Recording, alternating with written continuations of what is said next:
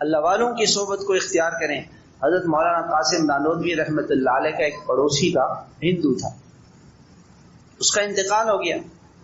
حضرت نے خواب میں دیکھا کہ وہ جنت میں، تو ہندوؤں کو لالا جی کہتے تھے. لالا جی جنت کیسے پہنچ گئے؟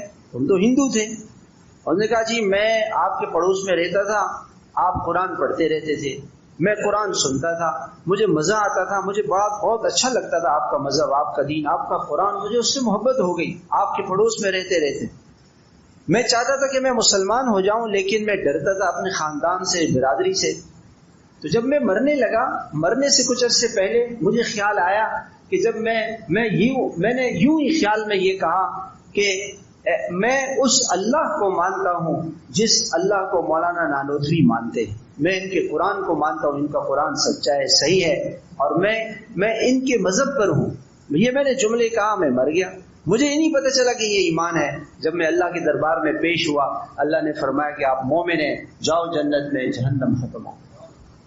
اللہ والوں کی صحبت کام آتی ہے، نیک لوگوں کی صحبت کام آتی ہے. تبلیغ والوں کے ساتھ بیٹھا کریں، ان کے ساتھ وقت لگائیں، اللہ کے راستے میں جائیں، علماء کے ساتھ بیٹھیں، مدرسے والوں کے ساتھ بیٹھیں، طلباء کے ساتھ بیٹھیں، اللہ والوں کی صحبت میں رہیں. یہ صحبتیں آپ کو کام آئیں. اسی سے ایمان کی حفاظت ہے، اسی میں ایمان کی حفاظت. اللہ ہم سب کی ایمان کی حفاظت فرمائے. تھوڑی دیر اللہ کا ذکر کر لیتے ہیں، درود شریف پڑھ لیتے ہیں، سورہ اخلاص اور سورہ فاتحہ پڑھ لیتے ہیں.